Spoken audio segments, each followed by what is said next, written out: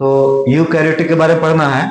Eukaryotic में जो है पादप सेल आता है, एनिमल सेल आता है और कवक आता है ना। यूकैरियोटिक में जो है क्या क्या आता है? पादप आता है, हाँ पादप आता है, एनिमल आता है और कवक आता है।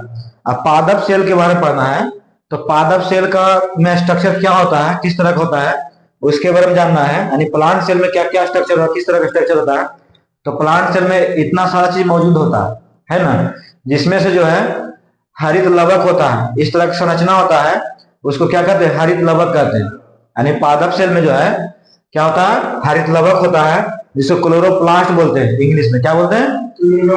क्लोरोप्लास्ट बोलते हैं। फिर पादप कोशिका में जो है प्लांट सेल में जो है कोशिका द्रव होता है, जो भी हम लोग डॉट डॉट के रूप में डिनोट किए हैं वो कोशिका द्रव है। क्या है? कोशिका द्रव है। कोशिका द्रव है। कोशिका द्रव को ही साइटोप्लाज्म कहते हैं। कोशिका द्रव को ही क्या कहा जाता है? साइटोप्लाज्म कहा जाता है। फिर हम बात करते हैं, इस तरह जो स्ट्रक्चर है उसको हम लोग अंतःद्रवी परद्रवी जलिका कहते हैं। इस तरह जो पिक्चर डिनोट किया गया है वो अंतः परद्रवी जलिका कहा जाता है। हाँ, जिसको इंग्लिश में जो है एंडोप्लाज्मिक रेटिकुलम बोलते हैं। क्या बोलते हैं?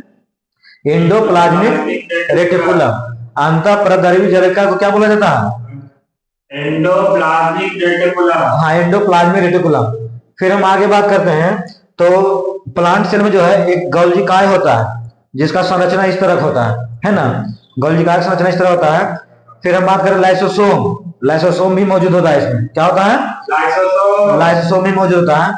फिर हम बात करते हैं कोशिका झिल्ली है, जिसको प्लाज्मा मेम्ब्रेन बोलते हैं। कोशिका झिल्ली को जो है इंग्लिश में क्या बोला जाता है? Plasma membrane. हाँ, तो प्लाज्मा मेम्ब्रेन बोला जाता है। ये जो है कोशिका भित्ति के अंदर वाला जो दीवार टाइप होता है, संरचना बना रहता है, उसी को हम लोग क्या कहते हैं? तो कोशिका झिल्ली कहते हैं। क्या कहते हैं? कोशिका झिल्ली, जिसको प्लाज्मा मेम्ब्रेन बोलते हैं। ठीक ना। कोशिका झिल्ली के बाद जो संरचना होता है, बाद जो लाइन रूप में होता है, लाइन के रूप में होता है, उसको कोशिका भित्ति कहा जाता है, नहीं सेल बाल कहा जाता है। क्या कहा जाता है? सेल बाल, यानी कोशिका भित्ति कहा जाता है। फिर हम आगे बात करते हैं, इसमें जो है कोशिका झिल्ली के अंदर जो है एक इस तरह से संरचना होता है, उसको जो है हम लोग माइटोकॉन्ड्रिया नाम दिया जाता है। क्या नाम दिया जाता है? माइटोकॉन्ड्रिया। यानी माइटोकॉन्ड्रिया जो है प्लांट सेल में माइटोकॉन्ड्रिया मौजूद होता है ना। फिर इस तरह से संरचना होती है, इस तरह से संरचना होता है, इसको जो हम लोग रसधानी कहते हैं या वैक्यूल बोलते हैं। क्या बोलते हैं? हाँ, रसदानी या वैक्यूल बोलते हैं। तो ये था प्लांट सेल्स का स्ट्रक्चर, जो इस तरह का होता है। इसमें सारा कुछ मौजूद होता है, यानी प्लाज्मा मेम्ब्रेन मौजूद होता है, सेल बाल मौजूद होता है, लाइसोसोम होता है।